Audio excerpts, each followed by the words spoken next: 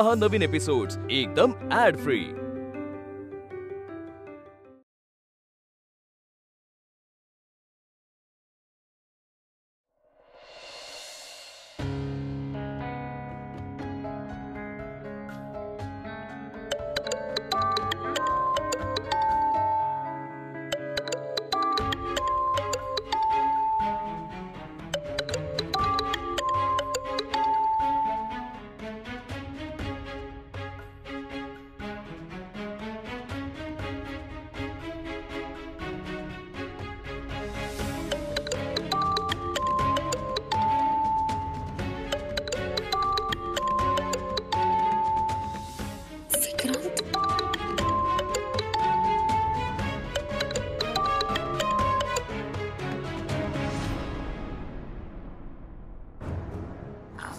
Hello hello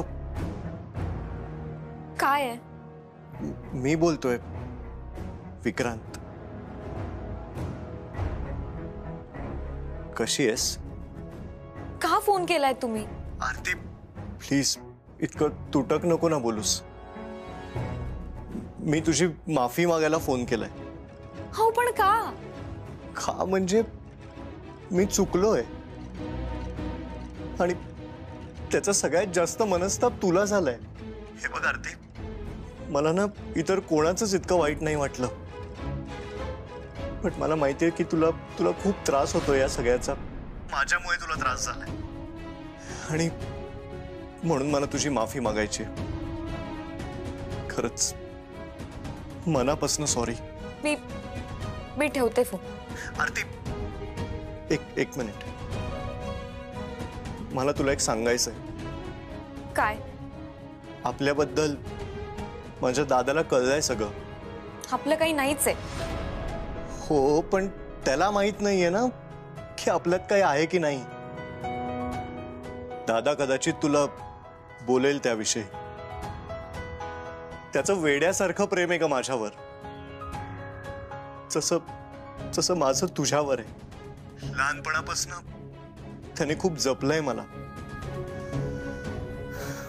खूप काळजी आहे त्याला माझी,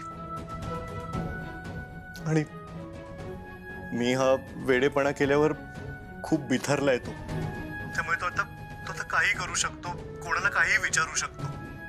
आरती, दादानी जर का तुला काही विचारलं तर तू प्लीज त्याचा राग मानून घेऊ नकोस।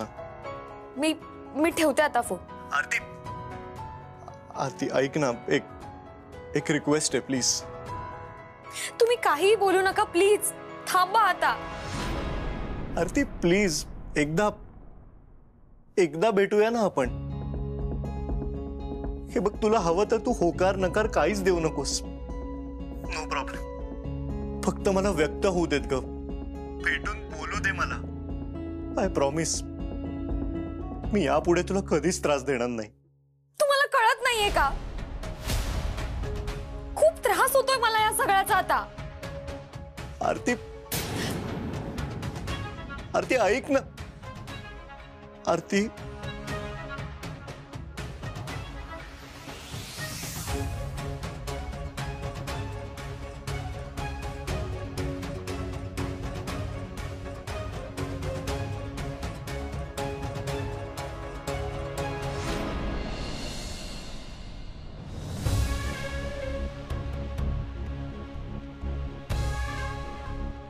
काय रे, काय झालं?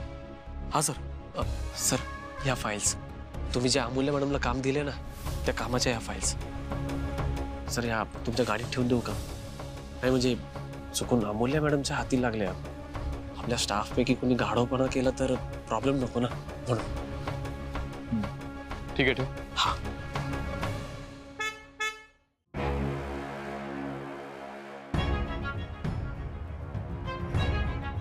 सर, ठेवल्यात फाइल्स, येतो मी।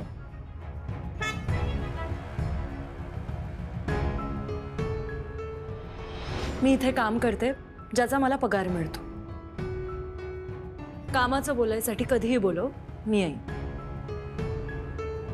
पण ऑफिसमध्ये पर्सनल विषयावर बोलायचं नाही असा नियम आहे।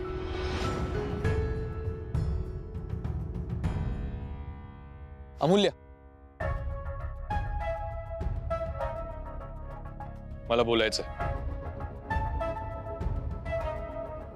कशाबद्दल? कामाबद्दल? सॉरी पण ऑफिसची वेळ संपली. आपण उद्या बोलूया ऑफिसच्या वेळेत. ऍक्च्युली कामाबद्दल नाहीये, पर्सनल बोलायचं. आपल्यात कुठे काही पर्सनल? मला विक्रांत बद्दल बोलायचंय. सॉरी पण त्या विषयावर मला काही बोलायचं नाही. पण मला बोलायचंय ना. काय बोलायचंय? तू विक्रांतशी बोललास? आद्या वहिनीशी बोललास? सगळ्या गोष्टीची नीट शहानिशा केलीयस? शांतपणे विचार केलायस? नाही, तसं असेल तर मग आपण ह्या विषयावर बोलू शकू. पण तू शांतपणे चर्चा करणार असशील तर, आणि तरच. अजूनही ताईला दोष देण्यासाठी चर्चा होणार असेल तर मग सॉरी, मला या विषयावर बोलण्यात काही इंटरेस्ट नाही.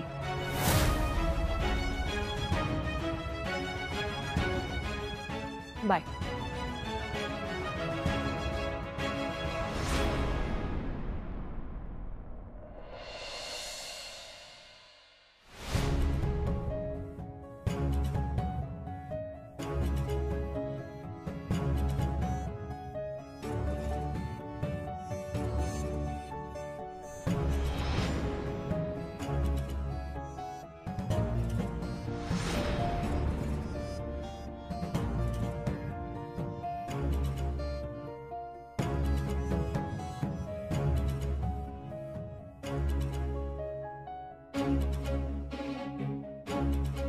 काय ग, एवढी का दचकलीस?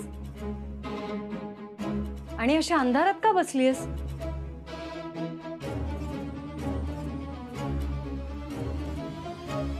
काय ग?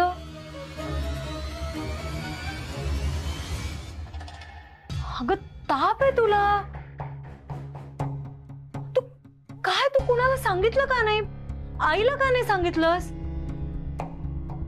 अगं हे बघ, तुझा फोन आहे ना, मी नंतर बघते, पण तू मला मेसेज करायचास ना, मला सांगायचं की तुला ताप आलाय म्हणून.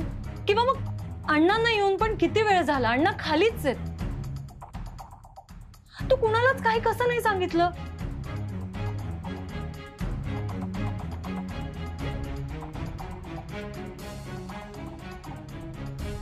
विक्रांतचा फोन?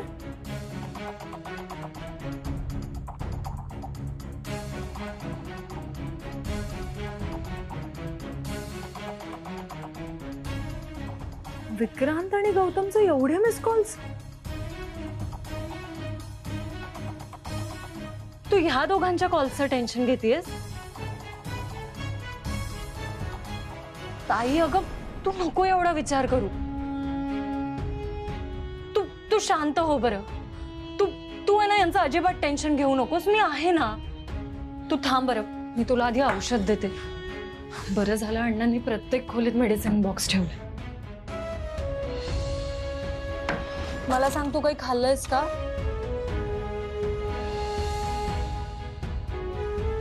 हे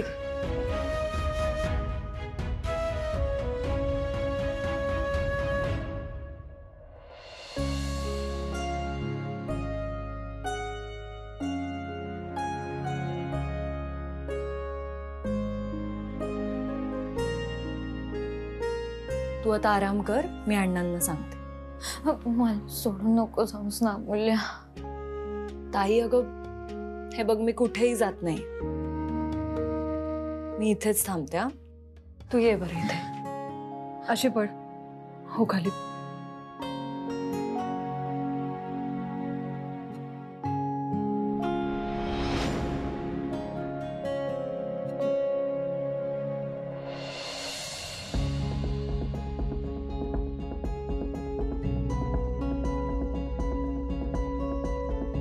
ताई झोपले की मग करते विक्रांतला कॉल.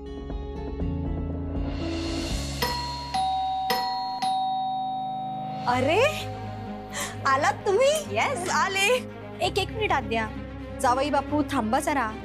आई, तुम्ही प्लीज मला सार्थक म्हणा. अहो मान आहे तुमचा तो, आणि मांडव परतनीसाठी तुम्ही स्वतः येणार आहात. हे विहीणबाईंनी एक दिवस आधी फोन करून सांगितलं असतं ना तर छान वाजत गाजत स्वागत केलं असतं तुमचं मी.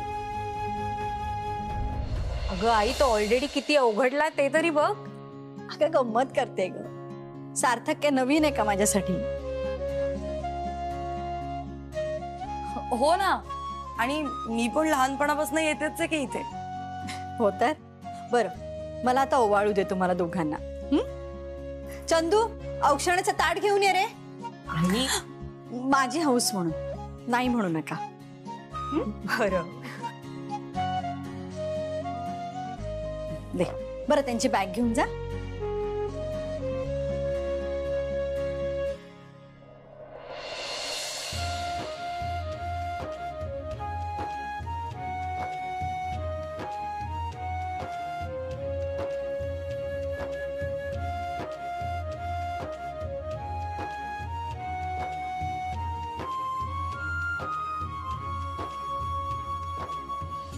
या आता. सुखी रहा. लवकरात लवकर नातीचा किंवा नातवाचा चेहरा बघायला मिळू देत. नाही, असा आशीर्वाद मी पेंडिंग ठेवणार आहे. प्लीज. काय गंमत करते ग. मला माहिती आहे ग तुमचं काय ते प्लॅनिंग बिनिंग असतं. तर आता इथेच बोलत उभं राहणार आहात का? चला आतमध्ये या. हो. विक्रांत कुठे आहे? आणि वेदांत दादा नसेलच ना घरी? वेदांत बाहेर गेलाय कामासाठी, पण विक्रांत आहे घरातच. अच्छा, हो का? मी बोलवून आणते हा त्याला.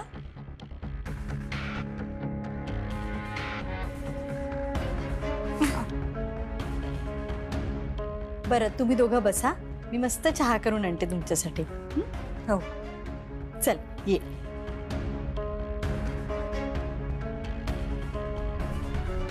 सार्थक, प्लीज तू तरी बोल सारिकाशी. माझ्या भावाची अवस्था काय, ती वागते कशी, प्लीज.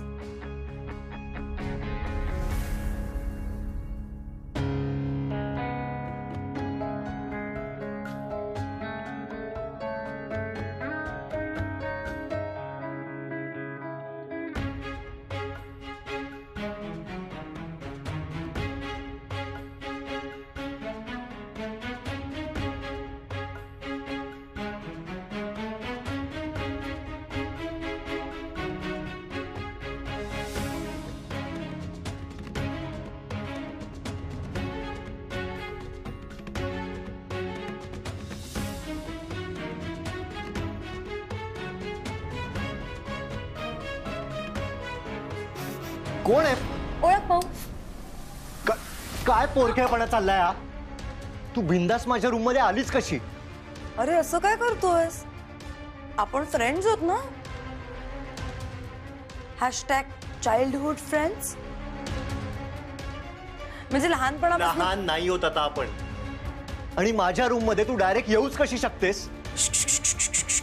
जरा हळू बोल. अरे दादा आणि वहिनी आले. ते काय कसला तरी परतनीचा कार्यक्रम आहे, त्यासाठी त्यांनी ऐकलं तर काय वाटेल त्यांना? आपण दोघं भांडतोय किंवा आपल्या दोघांमध्ये काहीतरी बिनसलंय असाच फील येईल ना खाली. Oh my God. इनफॅक्ट त्यांना असं वाटू शकतं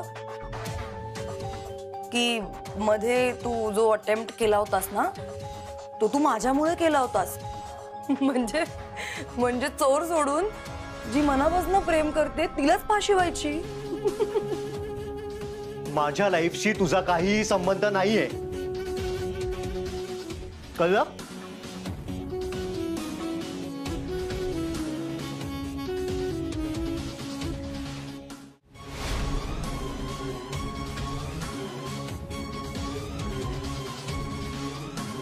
ओ डार्लिंग, तुला असं वाटत असेल, मला नाही वाटत. बघ ना, मी तुझी बेस्ट फ्रेंड आहे, म्हणून तर तुला समजावण्याचा प्रयत्न करतेय ना. आता मला सांग, तू जे काही केलंस ते कोणासाठी केलंस हे आपल्या दोघांना माहिती आहे. पण तुझ्या आईला नाही ना माहिती.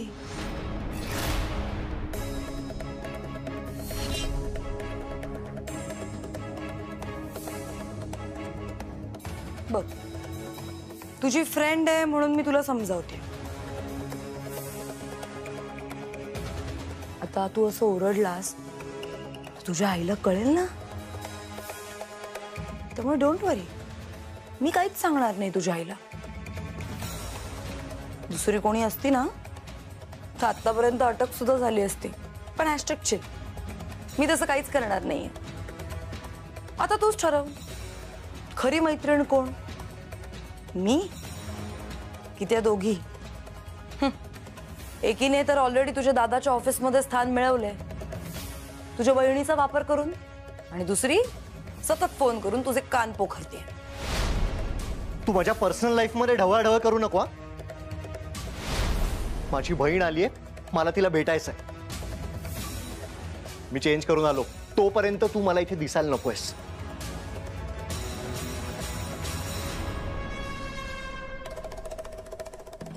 मी का जाऊ? मी नाही जाणार, इथेच थांबणार.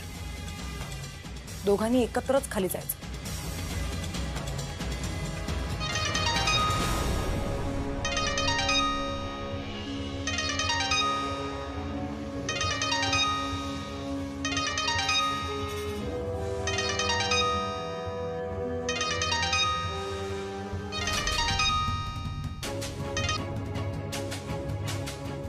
किती फोन करताय तुम्ही माझ्या बहिणीला?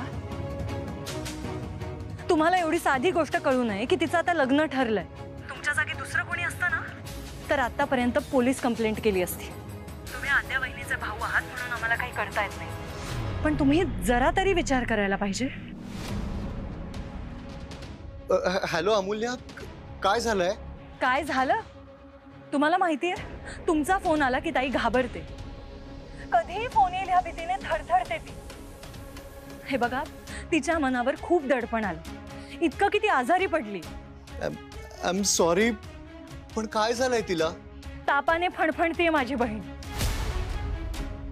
हे बघा, मी तुमच्या पाया पडते, प्लीज तिला फोन करू नका, प्लीज.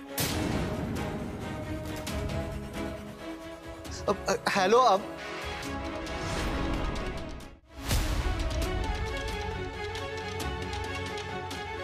R you okay?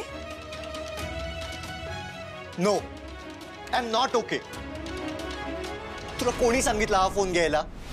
काय समजतेस काय तू स्वतःला? नाही, मी तुझ्या प्रश्नाचं उत्तर देते, पण आधी तू मला एक गोष्ट सांग. ती अमूल्या तुझा एवढा इन्सल्ट करतेय, तरी पण तू तिच्या बहिणीच्या मागे मागे करतोयस अजूनही. तू माझ्या फोनला हात का लावलास? हे बघ, मी मुद्दामून नाही लावला. फोन वाजला, मला काय माहित कोणाचा फोन होता आणि कोण काय बोलणार आहे. अमूल्याचा आवाज ऐकला तेव्हा मला कळलं की तुला सत्य कळलं पाहिजे. मला एक सांग, त्या आरतीसाठी एवढी मोठी स्टेप घेतलीस तू, पण तरी तिची बहीण ती तुलाच ऐकवतेय. नाही म्हणजे तू मरणाच्या दारात उभा होतास, पण तरीही तुला एकदा सुद्धा ती भेटायला किंवा तुझ्याशी बोलायला नाही आली. सांग ना, आली? मी सांगते ना, येणारच नाही. Come on Vikrant, just grow up. माझ्याकडे बघ, तू मला एवढं बोलतोस पण तरीही मी येते. तू सतत माझा इन्सल्ट करत असतोस पण तरीही मी येते. आता का हे मी तुला सांगायला नको. हे बघ, ती आरती वेस्ट ऑफ टाइम आहे. प्लीज विसर तिला. तू मी आहे ना. अँड यू नो व्हॉट, माझे पप्पा आहेत ना, ते आपल्याबद्दल बोलणार आहेत वेदांशी. काय आपण बोलत बसलोय, चल खाली जाऊया.